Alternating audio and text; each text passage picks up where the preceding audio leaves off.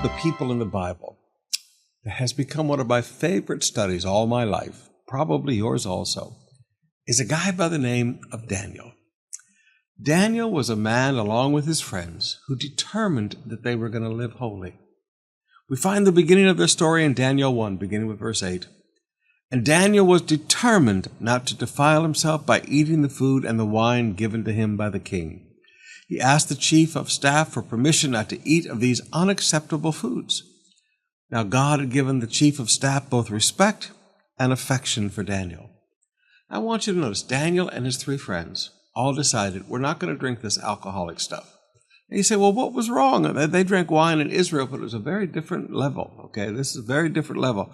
We're not talking about the alcohol content that this would have had. So Daniel was determined, I'm not going to eat this non-kosher food.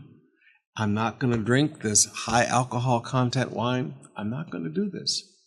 And God opened the opportunity for him by giving him favor so that he didn't have to. But I want you to notice, all the others did. These men were unique. They were unique in their desire and their determination to live a holy life. And in that uniqueness of determination to live a holy life pleasing to God, I want you to notice four things very quickly that God did for them. Number one, in verse 17, God gave these four young men an unusual aptitude for understanding every aspect of literature and wisdom. And then God gave Daniel special ability to interpret the meanings of visions and dreams. Because they were determined to live for God, God gave them gifts. The gifts that they needed at that stage of their life was the gift of learning. And God gifted them with an ability to learn. Secondly, he caused them to progress beyond everybody else around him. Verse 20, he found them 10 times more capable than any of the magicians or enchanters in his entire kingdom.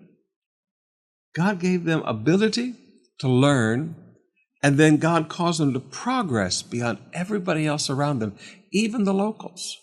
And then thirdly, God just gave them not just wisdom and capability, God gave them good judgment. Verse 20. Whenever the king consulted them in any matter requiring wisdom and balanced judgment.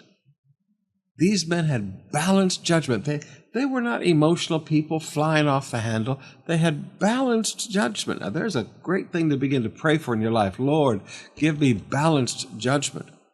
And then God gave Daniel the ability not to panic in times of crisis. In chapter 2, beginning with verse 14, when Arioch, the commander of the king's guard, came to kill them, Daniel handled the situation with wisdom and discretion. Remember, this is the guy with balanced judgment. Now, I ask you today, do you really think that compromise is the way to get ahead? Do you really think that loving the world and compromise and just being like everybody else is the way to get ahead? I don't think so. I think it is the uniqueness of a holy life that brings blessings from God upon our lives. That's what will get us ahead.